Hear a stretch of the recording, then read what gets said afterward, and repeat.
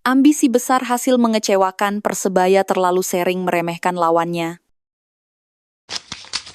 Kekalahan di kandang sendiri, Bajul Ijo dipermalukan tim promosi di hadapan Bonek dan Bonita. Siap bersaing, dengan gabungnya Leo Lelis, persaingan di lini belakang semakin ketat. Kejutan di laga pembuka, PSIM menang atas Persebaya dengan gol yang mengejutkan di akhir laga.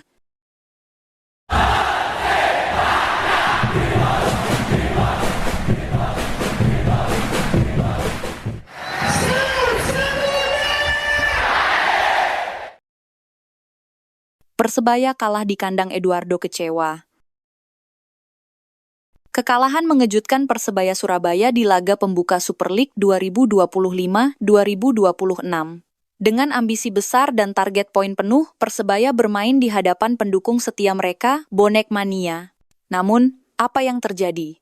Persebaya harus mengakui kekalahan dari tim tamu PSIM Yogyakarta dengan skor akhir 1-0. Ini tentu menjadi kejutan besar bagi para pendukung Persebaya. Pelatih kepala Persebaya, Eduardo Perez Moran, merasa sangat kecewa dengan hasil ini. Apa yang salah dengan strategi Persebaya? Apakah mereka kurang siap menghadapi PSIM? Atau mungkin PSIM memiliki taktik yang lebih baik? Kita akan melihat bagaimana Persebaya akan bangkit dari kekalahan ini dan memperbaiki strategi mereka untuk pertandingan berikutnya. Kekalahan ini tentu menjadi pelajaran berharga bagi Persebaya. Mereka harus segera bangkit dan memperbaiki diri jika ingin mencapai target mereka di musim ini. Gimana menurut dulur bonek semua dengan penampilan Persebaya Surabaya di laga perdana Super League musim ini? Tulis tanggapan kalian di kolom komentar. Awal buruk Persebaya Surabaya di Super League. Persebaya harus menelan pil pahit di laga perdana Super League musim 2025-2026 yang digelar di Stadion Gelora Bung Tomo GBT, Surabaya, pada Jumat 8 Agustus 2025. Bermain di hadapan ribuan bonek dan bonita, Persebaya sebenarnya menyerang sejak menit awal. Namun upayanya menjebol gawang PSIM gagal diwujudkan. Tim asal Kota Pahlawan itu mencatatkan beberapa peluang apik di babak pertama, mulai dari sepakan Malik Rizaldi di menit ke-11 hingga tandukan Dejan Tumbas di menit ke-19. Seluruhnya gagal mengoyah gawang PSIM yang dijaga oleh Cahya Supriyadi. Di babak kedua, Persebaya melakukan beberapa perubahan. Tony Firmansyah ditarik keluar digantikan oleh Kadek Raditya, serta Mihailo Perovic dan Malik Rizaldi digantikan oleh Gali Freitas dan Rizky Dwi Pangestu. Di masa tambahan waktu babak kedua, Persebaya justru mendapat malapetaka. Tim Laskar Mataram berhasil menyerang ke area vital Persebaya dan berhasil merobek gawang yang dijaga oleh Hernando Ari Sutaryadi lewat tandukan Pulga Vidal saat berada di menit 91. Hasil ini sekaligus mencatatkan awal buruk bagi Persebaya di laga perdana gelaran Super League musim 2025-2026.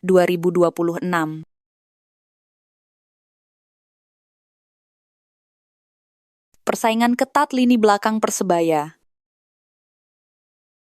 Persebaya Surabaya memiliki 3 bek asing di BRI Super League 2025-2026.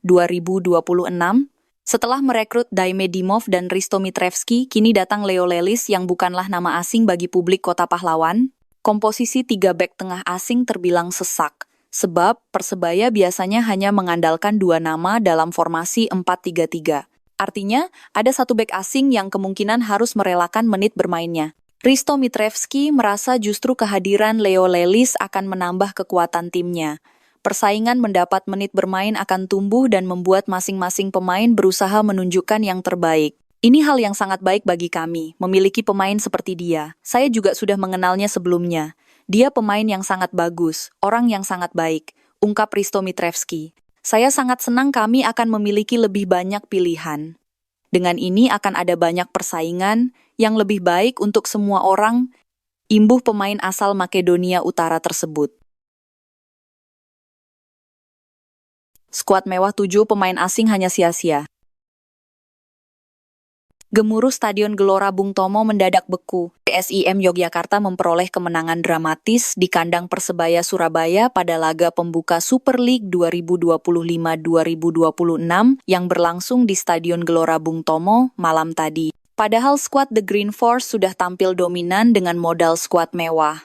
Pelatih Persebaya langsung menurunkan 7 pemain asing sebagai starter. Sayangnya, skuad mewah itu belum maksimal mengubah peluang menjadi gol. PSIM Yogyakarta justru tampil militan dengan semangat klub promosi dari Liga 2 yang ingin membuktikan diri layak naik kasta. Pertandingan ini menjadi ujian perdana pelatih Eduardo Perez bersama Green Force menghadapi tim promosi yang baru kembali ke kasta tertinggi. Sebuah ironi, Persebaya dengan skuad mewah dan dukungan supporter fanatik di kandang sendiri justru dipermalukan klub promosi dari Liga 2. Fasilitas gym Persebaya buat iri klub lain.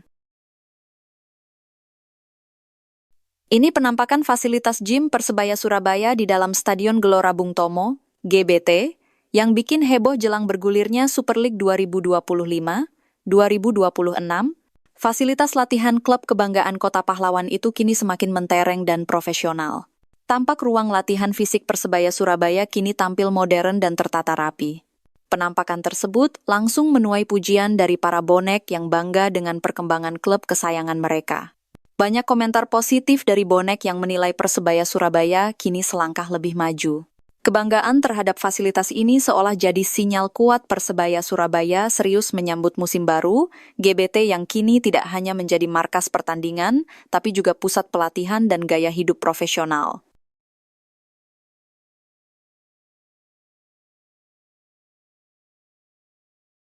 Pesan Leo Lelis usai pulang ke Persebaya. Persebaya Surabaya resmi memperkenalkan bek asal Brasil Leo Lelis sebagai amunisi anyar untuk mengarungi Super League 2025-2026. Kehadiran Lelis disambut hangat bonek dan bonita setelah cukup lama meninggalkan Kota Pahlawan. Leo Lelis langsung menyampaikan pesan menyentuh untuk pendukung setia Green Force. Dalam video singkat yang diunggah klub, dia menyapa bonek dan bonita dengan penuh semangat. Halo bonek dan bonita, saya sudah di sini. Sampai ketemu hari Jumat di GBT. Salam satu nyali, Wani, ucap Leo Lelis dalam video tersebut. Ucapan ini menjadi sinyal kuat dirinya siap kembali memberikan yang terbaik untuk Persebaya Surabaya. Tak butuh waktu lama, Leo langsung nyetel dalam sesi latihan bersama tim. Dua opsi pelapis Rivera, siapakah yang terbaik? Desakan dari pendukung setia Persebaya Surabaya, Bonek Mania, kepada manajemen tim untuk segera mencari pelapis Francisco Rivera. Ya, Anda tidak salah dengar. Bonek Mania ingin manajemen Persebaya untuk segera mendatangkan pemain yang memiliki tipikal permainan seperti Rivera. Mengingat Rivera adalah salah satu pemain kunci tim. Dengan hanya 2 hari lagi sebelum Super League dimulai, Bonek Mania berharap manajemen Persebaya dapat segera mengambil tindakan. Mereka ingin pemain baru ini dapat beradaptasi dengan cepat dan siap bermain ketika Rivera mendapatkan akumulasi kartu atau mengalami cedera. Tapi, siapa yang layak menjadi pelapis Rivera? Menurut Bonek Mania, ada 2 opsi yang layak untuk menjadi pelapis Rivera, yaitu Rohit Chan dan Alexis Mesidoro. Keduanya memiliki kemampuan dan pengalaman yang cukup untuk mengisi posisi Rivera. Namun, apakah manajemen Persebaya akan memilih salah satu dari mereka? Atau mungkin ada opsi lain yang lebih menarik. Persebaya Surabaya harus siap untuk menghadapi musim baru ini dengan skuad yang kuat dan solid. Bonek Mania berharap manajemen tim dapat memenuhi keinginan mereka dan membuat keputusan yang tepat untuk tim.